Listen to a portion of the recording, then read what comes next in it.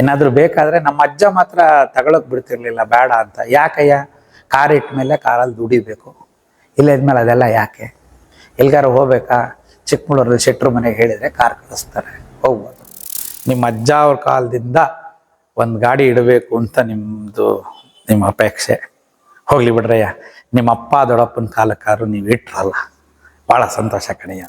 ನಾವೆಲ್ಲ ಹೆಂಗೆ ಅಂದರೆ, ನಮಗೆ ಕಾಫಿ ಟೀ ಎಲ್ಲ ಸೇವರ್ತ ಆಗ್ತಿತ್ತು, ನಾವೆಲ್ಲ ಕುಡಿತಿದ್ವಿ. ಏನು ಕೊಟ್ಟರು, ಕಾಫಿ ಕೊಟ್ಟರು. ಒಂದು ಸರಿ ಏನು ಮಾಡಿದೆ, ನಾನು ಆ ಕಾಫಿನ ತೆಗೆದುಬಿಟ್ಟು ಸ್ವಲ್ಪ ಜಾಸ್ತಿ ಆದಾಗ ಹಿಂಗೆ ನೋಡೋದು, ಇನ್ಯಾರ್ದಾರ ಲೋಟಕ್ಕೆ ಬಗ್ಸೋದು, ಈ ಥರ ಮಾಡ್ತೀವಲ್ಲ. ಹಿಂಗೆ ನೋಡು, ಯಾರೋ ಸ್ನಾನ ಆಗಿಲ್ಲ ಅಂದರು ಬೆಳಗ್ಗೆ ಅಂದರು. ಶರ್ಟ್ ಟೀ ಶರ್ಟ್ ಎಲ್ಲ ತೆಗೆದು ಹಾಕಿದ್ದೆ, ಧುಮ್ಕಿದ್ದೆ. ನಾನು ನನ್ನ ತಮ್ಮ ಇಬ್ಬರು ಸ್ನಾನ ಆಯಿತು. ಏನಾರು ಬೈಕಂಡೇನೆಯ, ಇರಾಗ ಗೊನೆ ಮಾರಕ್ಕೆ ಅಂತಂದಿದ್ದೆ, ಯಾರೋ ಹುಚ್ಚ ಬಂದು ಎಲ್ಲ ತಗೊಂಡೋದ ಅಂತ ಏನಾರು ಬೈಕಂಡೇನೆ? ಓ ಇಲ್ಲ ಗುರುವೇ, ಆ ಥರ ಏನೂ ಇಲ್ಲ, ಮನೆಯಲ್ಲಿ ಇನ್ನೂ ಗೊನೆ ಇದೆ. ಇದೆಯಾ ತಾನೆ, ಬೈಕಂಡಿಲ್ಲ ತಾನೆ, ತಗೊಂಡು ಹೋಗ್ಬೋದಾ? ಇವ್ ನಮ್ಮ ಹಿಂದ್ಗಡೆ ಇದ್ರಲ್ಲ ಅವರು, ನಾನು ಹೇಳಿಲ್ವಾ ಇಷ್ಟೊತ್ತಲ್ಲಿ ಗುರುಗಳು ಸಿಗಲ್ಲ ಅಂತ ಸರಿ ಆಯಿತು. ನಾವು ಏನು ಮಾತಾಡಲಿಲ್ಲ, ಸುಮ್ಮನಾಯಿತು. ಆಮೇಲೆ ಅವರೆಲ್ಲ ಪಟ್ ಅಂತ ದೀಪ ಒಂದು 50 ರೂಪಾಯಿ ಸಾಲ ಕೊಡಿ ಸರ್ ಅಂದರು. ಇಸ್ಕೊಂಡ್ರು, ಅವನಿಗೆ ಕೊಟ್ಟರು, ವಾಚ್ಮನ್ನಿಗೆ. ಬಂದು ಈ ಕಡೆ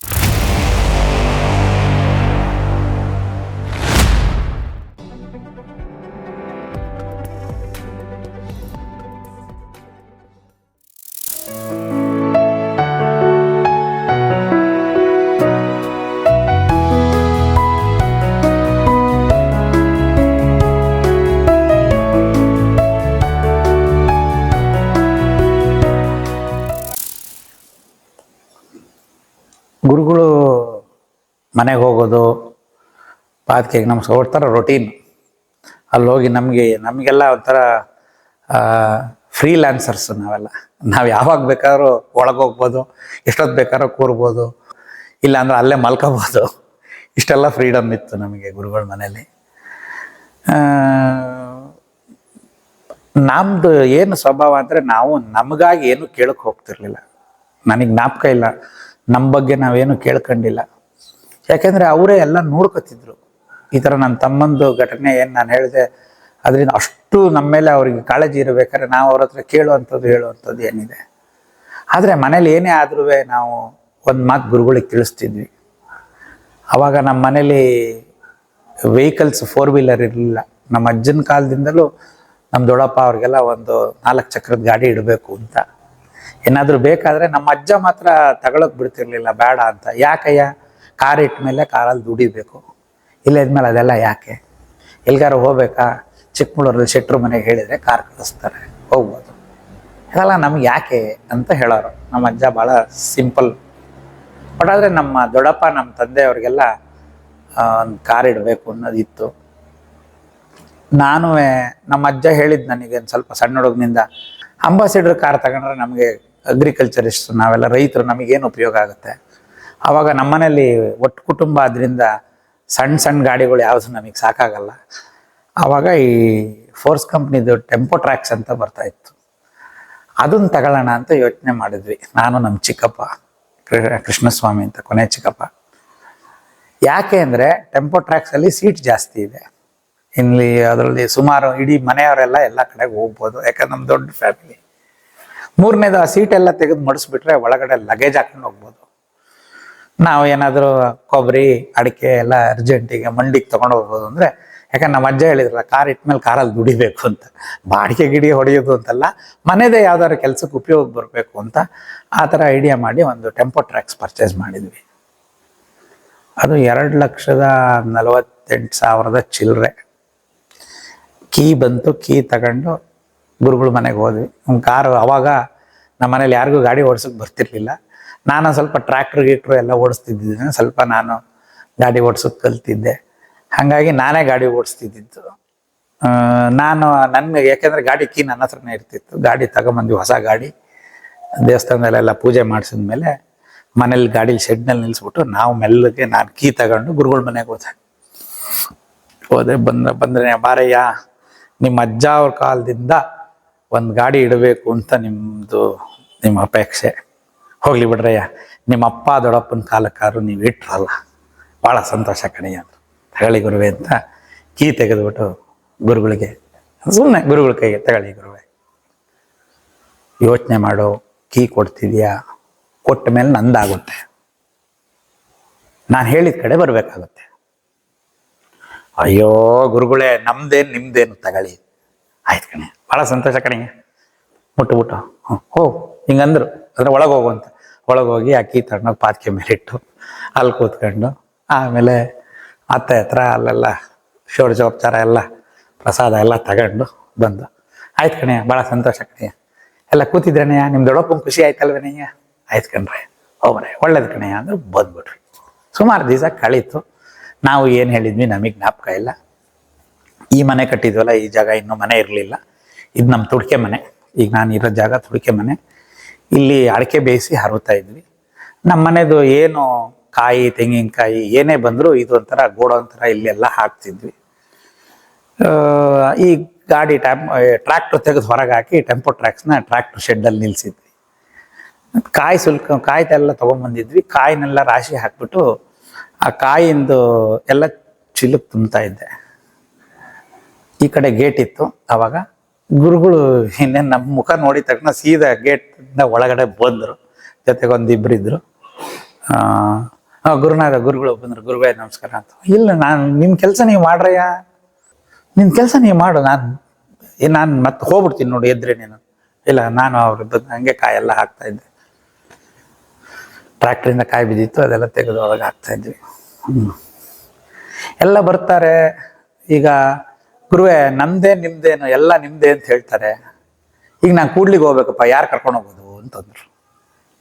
ತಕ್ಷಣ ಫ್ಲಾಶ್ ಆಯ್ತು, ಅಯ್ಯೋ ಅವತ್ತು ಹಂಗಂತ ಹೇಳಿದ್ದೆ, ನಾನು ಕೊಟ್ಟ ಮೇಲೆ ನಂದಾಗುತ್ತೆ ಕಣಯ್ಯ, ನಾನು ಹೇಳಿದ ಕಡೆ ಬರಬೇಕಾಗುತ್ತೆ ಅಂತ ಹೇಳಿದರು. ಸರಿ ಹಂಗಾರೆ ಅಂದರೆ ಗುರುಗಳು ಗಾಡಿ ತಗೊಂಬಾ ಹೋಗೋಣ ಅಂತ ಇದ್ದಾರೆ ಅಂತ. ಕೀನು ನನ್ನ ಹತ್ರ ಇದೆ, ಗಾಡಿನೂ ಅಲ್ಲೇ ಇದೆ. ಮಾಮೂಲಿ ಒಂದು ಟೀ ಶರ್ಟು, ಒಂದು ಬರ್ಮುಡ ಚಡ್ಡಿ ಹಾಕ್ಕೊಂಡಿದ್ದೀನಿ. ನಡೀರಿ ಗುರುವೇ ಹೋಗೋಣ, ಯಾಕೆಂದರೆ ಹೇಳ್ಬಿಟ್ಟಿದ್ದೀವಲ್ಲ ಹೋಗೋಣ ಅಂತ. ಇನ್ನೇನು ಹಿಂಗೆ ಹೊರಡಬೇಕು, ತಲೆ ಒಳಗಡೆ ಒಂದು ಯೋಚನೆ ಬಂತು. ನಾನಿನ್ನೂ ಸಣ್ಣ ಹುಡುಗ, ಮನೇಲಿ ಕಾರು ಎಲ್ಲೂ ಹೋಯ್ತು ಅಂತ ಅನ್ಕೊಂಡ್ರೆ ಇವ್ರ ಜೊತೆ ಹೋಗಿ ಯಾವಾಗ ಬರ್ತೀವಿ ನಮಗೆ ಗೊತ್ತಿಲ್ಲ. ಅದಕ್ಕೆ ನಮ್ಮ ಮನೇಲಿ ನಮ್ಮ ದೊಡ್ಡಪ್ಪ ಹೆಡ್ ಆಫ್ ದಿ ಫ್ಯಾಮಿಲಿ. ಅವರ ನಮ್ಮ ತಂದೆಗಿಂತ ನಾವೇನೇ ಇದ್ರು ದೊಡ್ಡಪ್ಪಂಗೆ ಹೇಳೋದು ನಮ್ದು ಎಲ್ಲ ವಾಡಿಕೆ. ಅಣ್ಣಯ್ಯ ಅಂತ ಕರಿತಾ ಇದ್ವಿ, ಶಾಮಣ್ಣವ್ರು ಅಂತ ನಮ್ಮ ದೊಡ್ಡಪ್ಪ, ಅಣ್ಣಯ್ಯ ಅಂತ ಕರಿತಿದ್ವಿ. ಮನಸ್ಸಲ್ಲಿ ಎಲ್ಲೋ ಮೂಲೆಯಲ್ಲಿ ಅಣ್ಣಯ್ಯಂಗೆ ಹೇಳಬೇಕು ಅನ್ನೋದ್ರಲ್ಲೇ ಗುರುನಾಥ್, ಅಣ್ಣಯ್ಯನ ನಾನು ನೋಡ್ಕೊತೀನಿ ತಗೊಳ್ಳಿ ಸರ್, ಅಣ್ಣಯ್ಯನ ನಾನು ನೋಡ್ಕೊತೀನಿ ತಗೊಳ್ಳಿ ಸರ್ ಅಂದರು. ಏನು ಮಾಡ್ತೀರಾ, ಹೋಗಿದ್ದೆ, ಗಾಡಿ ಸ್ಟಾರ್ಟ್ ಮಾಡಿದ್ದೆ, ಗುರುನಾಥರು ಕೂರ್ಸ್ಕೊಂಡಿದ್ದೆ, ಹೊರಟಿದ್ದೆ. ಗಾಡೀಲಿ ಹೋಗೋದು ಅಂದರೆ ಅದು ಕೇಳಬೇಕು ಮಜಾ. ಅಂದರೆ ಗುರುನಾಥರು ಮುಂದ್ಗಡೆ ಕೂರ್ತಿರ್ಲಿಲ್ಲ, ಮಧ್ಯ ಸೀಟಲ್ಲಿ ಕೂರೋರು. ಟೆಂಪೋ ಟ್ರ್ಯಾಕ್ಟರ್ಸ್ ಮಧ್ಯ ಸೀಟ್ ಸ್ವಲ್ಪ ಎತ್ತರ ಇದೆ.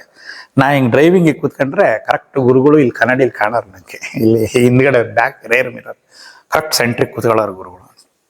ಅವತ್ತು ಸಾಮಾನ್ಯ ಜನಗಳೆಲ್ಲ ಇರ್ತಾರೆ. ಅವತ್ತು ಯಾರೂ ಇರಲಿಲ್ಲ, ಒಂದಷ್ಟು ಜನ ಯಾರನ್ನೂ ಹತ್ತಿಸ್ಕೊಂಡ್ರು ಕಾಣುತ್ತೆ. ನಾವು ಗಾಡಿ ಸ್ಟಾರ್ಟ್ ಮಾಡಿದ್ವಿ. ನಮಗೆಲ್ಲ ಭಾಳ ಕುತೂಹಲ, ಗುರುಗಳ ಜೊತೆ ಯಾವುದೇ ಗಾಡೀಲಿ ಕೂತ್ರುವೆ. ನಾನು, ನಮ್ಮ ಅಣ್ಣಯ್ಯ, ಈ ಥರದವರೆಲ್ಲ ತುಂಬ ಜನ ನಾವು ಕೂತ್ಕೊಂಡು ನಮಗೇನು ಕೆಲಸ ಅಲ್ಲಿ ಕೂತ್ಕೊಂಡು, ಎಲ್ಲಿಗೆ ಅಂತ ಕ್ವಶನ್ ಕೇಳೋದು. ನಾವುಳೆ ಶೃಂಗೇರಿಗೆ ನೋಡ್ತೀಯಾ ಅನ್ನೋದು. ಅದು ಎಡಗಡೆ ತಿರ್ಕೊಂಡು ಶೃಂಗೇರಿಗೆ ಹೋದರೆ ಅವ್ನು ರೈಟು. ಇಲ್ಲಪ್ಪ ಕೂಡ್ಲಿಗೆ ನೋಡ್ತೀಯಾ ಅಂದರೆ ಅದು ಬಲಗಡೆ ತಿರ್ಕೊಂಡು ಕೂಡ್ಲಿಗೆ ಹೋದರೆ ಬಾಣಾವರಕ್ಕೆ ಅಂದರೆ ಈ ಥರ ನಮ್ಮದು. ನಾವು ಬರೀ ಇದೇ ಕೆಲಸ ಕೂತ್ಕೊಂಡು.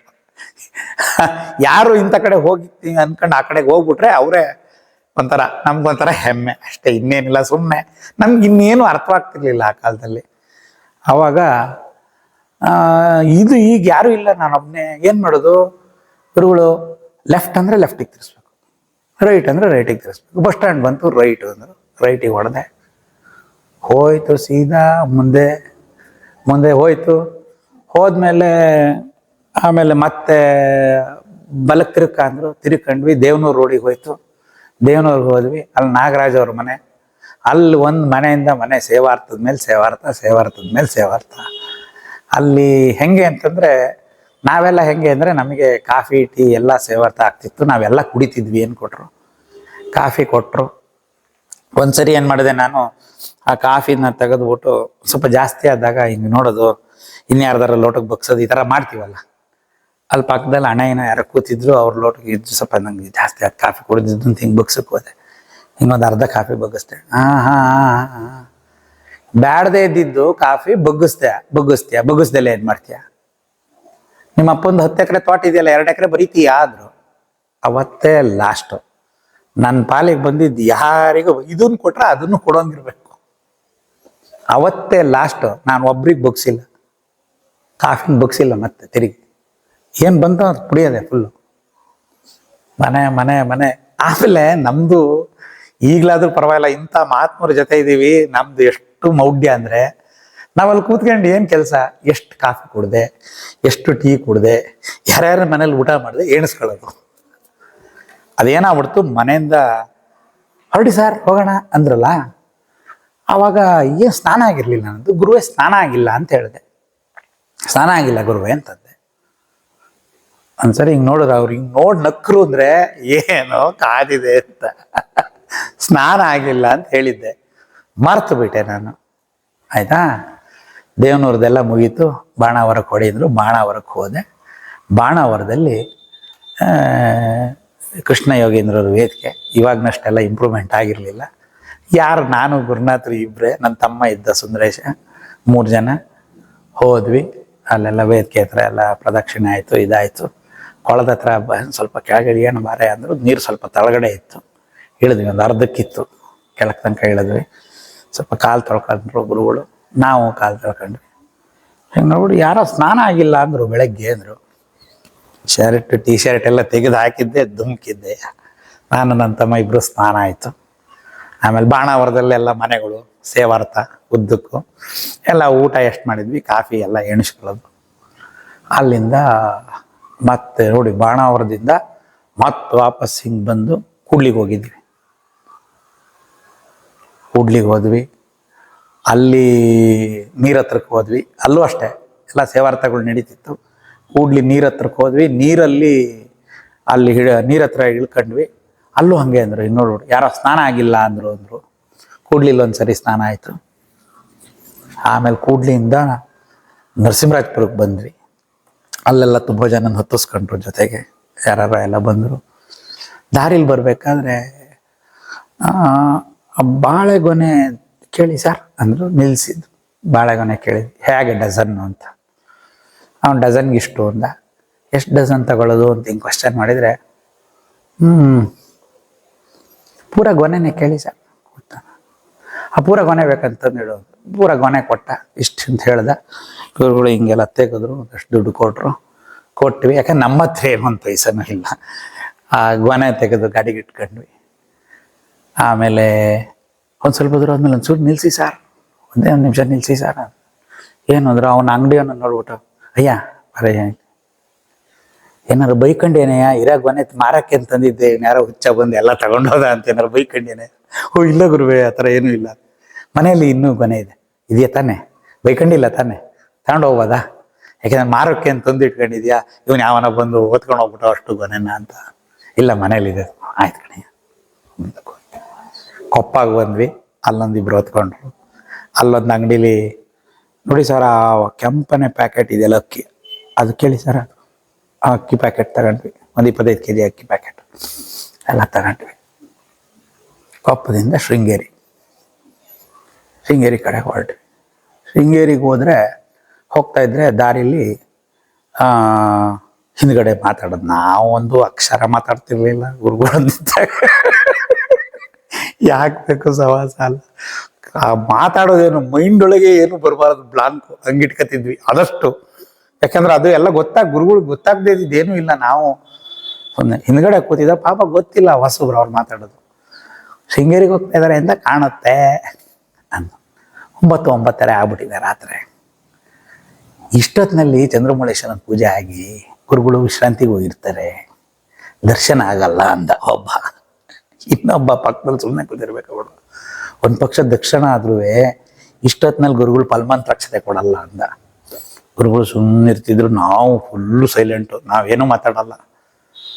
ಆಯಿತು, ನರಸಿಂಹನದ ಕಡೆ ಹೊಡೀರಿ ಅಂದರು. ಗುರುಗಳು ಲೆಫ್ಟ್ ಅಂದ್ರೆ ಆ ಕಡೆ, ರೈಟ್ ಅಂದ್ರೆ ರೈಟಿಗೆ ತಿರ್ಕೋಬೇಕು.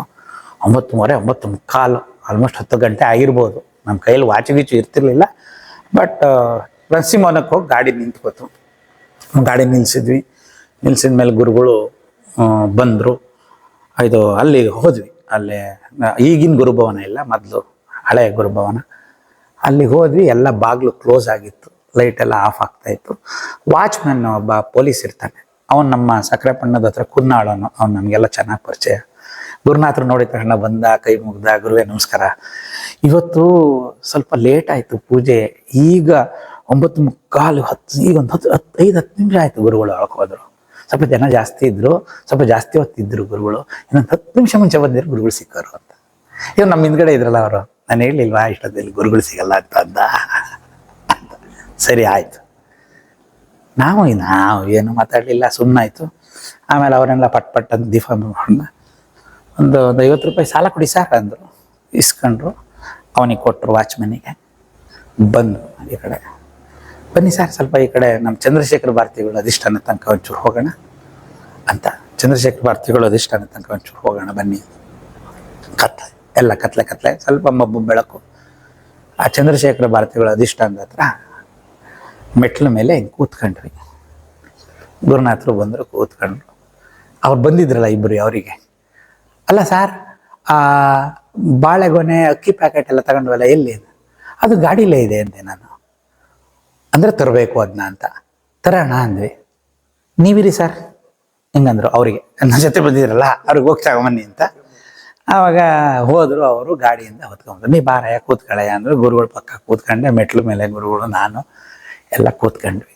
ಅವರು ಅದನ್ನು ಅವ್ರಿಗೂ ಪ್ರಶ್ನೆ ಬಂದರು. ಏನು ಮಾಡೋದು, ಇದನ್ನ ಏನು ಮಾಡಿಸ್ತಾರೆ ಅಂತ ಎಲ್ಲರಿಗೂ ಕುತೂಹಲ. ಗುರುಗಳು ಇಲ್ಲ, ಒಳಗೆ ಹೋಗಿದ್ದಾರೆ, ಅಕ್ಕಿ ಪ್ಯಾಕೆಟ್ ಇದೆಲ್ಲ ತಗೊಂಡು ಇದು ಮಾಡಬೇಕು ಅಂತ. ಅಷ್ಟೊತ್ತಿಗೆ ಗುರುಗಳು ಆ ಹಿಂಭಾಗದಲ್ಲಿ ಗುರುಗಳು ವಿಶ್ರಾಂತಿ ತಗತಿರೋ ಜಾಗ, ಆ ಕಡೆ ಒಂದು ಲೈಟ್ ಆನ್ ಆಯಿತು, ಬಾಗಿಲು ಓಪನ್ ಆಯಿತು. ಮಹಾಸನ್ನಿಧಾನ ದಡ ದಡ ದಡ ದಡ ದಡ ಹೇಳ್ಕೊಂಬಂದ್ರು. ಅಷ್ಟೊತ್ತಿಗಾಗಲೇ ಒಂದು 10:30, 11 ಗಂಟೆ ಆಗಿರ್ಬೋದೇನೋ, ನಂಗೆ ಗೊತ್ತಿಲ್ಲ ಸಮಯ ನಂಗೆ ಎಷ್ಟು ಅಂತ. ದಡ ದಡ ದಡ ಬಂದ್ಬಿಟ್ರು. ಚಂದ್ರಶೇಖರ ಭಾರತಿಗಳ ಅಧಿಷ್ಠಾನದ ಹತ್ರ ಬಂದರು. ಎಲ್ರಯ್ಯ, ಎಲ್ಲಿ ಅದು ಅಕ್ಕಿಯಲ್ಲಿ ಇದು ಬಾಳೆಗೊನೆ ತಗೊಂಬನ್ನಿ ಅದೆಲ್ಲ ನೋಡಿ. ಬಂದು ಗುರು ನಮಸ್ಕಾರ ಮಾಡಿ ಅಂತ ಗುರುಗಳಿಗೆ ಉದ್ದಕ್ಕೆ ನಮಸ್ಕಾರ ಮಾಡಿ ಇಡೀ ಅದನ್ನೆಲ್ಲ ಮುಂದೆ ಇಟ್ಟರು.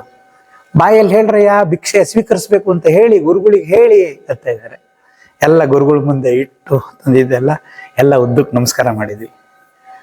ಅಷ್ಟೊತ್ತಿಗೆ ಆ ಪರಿಚಾರಕರು ಗುರುಗಳ ಜೊತೆ ರಾತ್ರಿ ಬೇರೆಯಲ್ಲಿ ಇದ್ನಲ್ಲ, ಅವ್ರಿಗೂ ಎಚ್ಚರ ಆಗಿದೆ ಪಾಪ, ಅದಕ್ಕೂ ನಿದ್ದೆ ಬಂದಿತ್ತೇನೋ.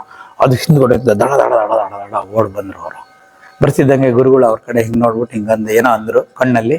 ಆ ಹುಡುಗ ಮತ್ತೆ ಓಡೋಗ್ಬಿಟ್ಟು ಆ ಫಲಮಂತ್ರಾಕ್ಷತೆದು ತಗೊಂಬಂತು. ಫಲಮಂತ್ರಾಕ್ಷತೆ ಎಲ್ಲ ಹಿಡ್ಕೊಂಡು ಬಂತು. ಅಲ್ಲಿಗೆ ಬಂದರು. ಅವರು ಬಂದ ಮೇಲೆ ಇವರು ಸಕ್ಕರೆಪಟ್ಟಣ ನಾಯಕ ಸೀತಾರಾಮಯ್ಯನವ್ರ ಮೊಮ್ಮಗ ಅಂತ ನನಗೆ ಪರಿಚಯ ಮಾಡಿಸಿದ್ರು. ಇವುಗಳು ಫಲಮಂತ್ರಾಕ್ಷತೆ ಕೊಟ್ಟರು, ತಗೊಂಡೆ. ಅವರೆಲ್ಲ ನಮ್ಮ ಪರಂಪರೆ ಶಿಷ್ಯರು. ನೀನೇನು ರಾಮಣ್ಣನ ಮಗನೋ ಶ್ಯಾಮಣ್ಣನ ಮಗನೋ ಅಂದರು. ನಾನು ರಾಮಸ್ವಾಮಿ ಮಗ ಅಂದೆ. ಭಾಳ ಸಂತೋಷ, ಸಂಪೂರ್ಣ ಆಶೀರ್ವಾದ ಅಂದರು. ಇವ್ರಿಗೆ ಕೊಡಿ ಸರ್, ಅವರು ಗುರುಗಳು ಸಿಕ್ಕಲ್ಲ ಅಂದಿದ್ದಾಳ, ಕೊಡಿ ಸರ್ ಅವರಿಗೆ ಕೊಡು. ಇನ್ನೊಬ್ಬರು ಇವರು ಇನ್ನೂ ಫಲಮಂತ್ರಾಕ್ಷತೆ ಇಷ್ಟೊತ್ತಿಗೆ ಕೊಡಲ್ಲ ಅಂದ್ರಲ್ಲ, ಇವ್ರಿಗೆ ಕೊಡಿದ್ರು. ಗುರುಗಳು ಇಸ್ಕೊತಾನೆ ಇಲ್ಲ, ಎಲ್ಲರಿಗೂ ಕೊಡಿಸ್ತಾ ಇದ್ದಾರೆ. ಇವ್ರಿಗೆ ಕೊಡಿ ಸರ್ ಅಂದರು, ಅವ್ರಿಗೆ ಕೊಟ್ಟರು. ಆಮೇಲೆ ಗುರುಗಳಿಗೆ ಅವ್ರು ಕೊಡಕ್ಕೆ ಬಂದರು. ಅದನ್ನ ಇವ್ರಿಗೆ ಕೊಟ್ಬಿಡಿ ಸರ್ ಅಂದರು. ಯಾರು ಫಲಮಂತ್ರಾಕ್ಷತೆ ಕೊಡಲ್ಲ ಅಂದಿದ್ರು ಅವ್ರಿಗೆ 2 ಸರಿ ಕೊಡಿಸೋದು. ಸದ್ಗುರು ಚರಣಾರವಿಂದಾರ್ಪಣಮಸ್ತು. ದಯಮಾಡಿ ಲೈಕ್ ಮಾಡಿ, ಶೇರ್ ಮಾಡಿ, ಸಬ್ಸ್ಕ್ರೈಬ್ ಮಾಡಿ, ಮರೆಯದೆ ಬೆಲ್ ಬಟನ್ ಒತ್ತಿ. ಧನ್ಯವಾದಗಳು.